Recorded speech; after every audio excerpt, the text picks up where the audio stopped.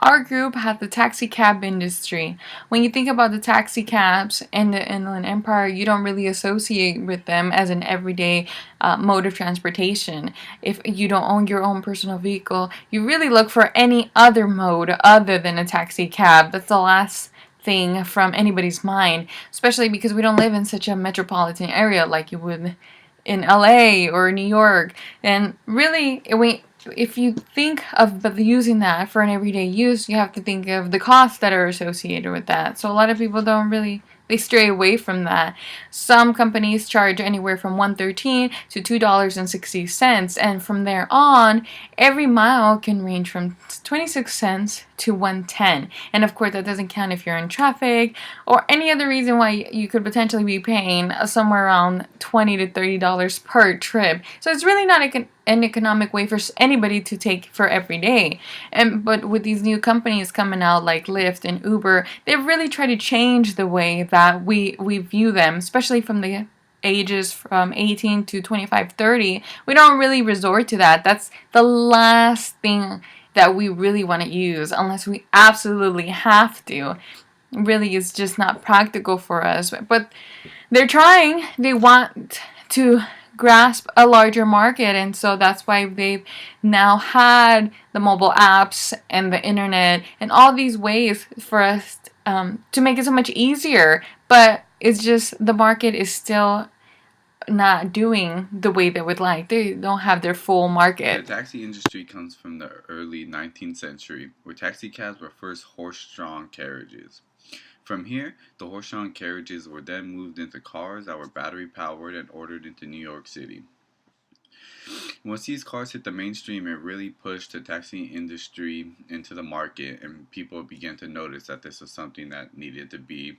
And New York ordered 600 gas-powered cars to be painted red or red and green, which were the first colors of the taxi cabs.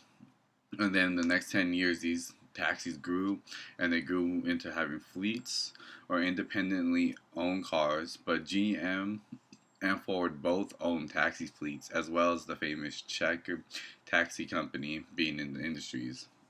Now, into the mid 1930s, the taxi industry was really unregulated and pretty unsafe for drivers uh, and their passengers. And in 1937, the Haas Act was enacted, putting into effect the medallion system. Now, the medallion system made taxi drivers more official, where you knew a driver with the medallion was a real and official taxi driver.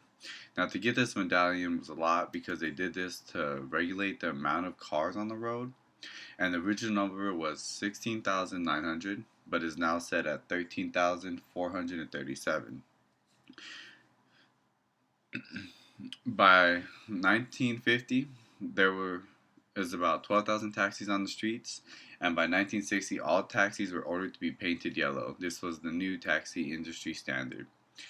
In 1971, the Taxi and Limousine Commission was founded and has now been 375 years that the taxi industry has been in effect.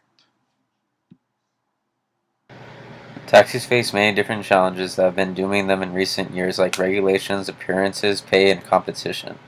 They're competing and losing against Uber, the ride-sharing app, who has grown explosively in 5 years. Taxis are pretty much a public utility, like subways, bus system, electric grids, and the storage system.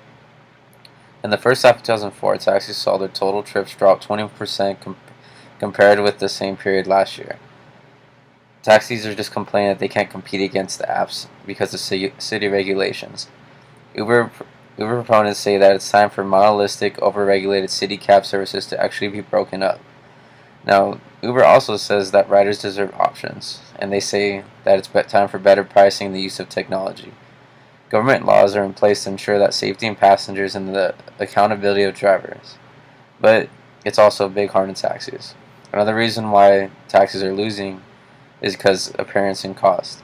Uber has 4 different types of vehicles that include non-luxury sedans, non-luxury SUVs, luxury sedan crossovers, and fully sized luxury SUVs.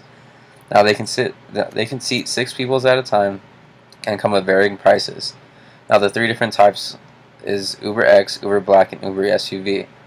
Now they look nice, they're modern, and pretty much they're just way better looking than taxis. Taxis look old-fashioned and they're not classy whatsoever. Now, another big problem is that people want convenience. They don't want to have to hunt them down. All customers that have the Uber app can basically just find any driver that's nearby. Basically, they don't want to wait. There's just a big thing about just waiting that they just hate. They want to feel like a boss by being able to just click a button on their phone and having someone come up to them. Now, another pretty much to be able to wrap this up is taxi drivers are actually suffering.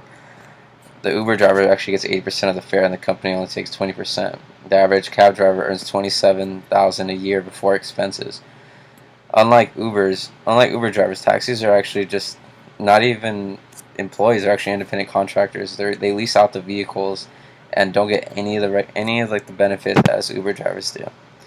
Now, if taxis are going to be able to compete, they're going to have to overcome all these different obstacles.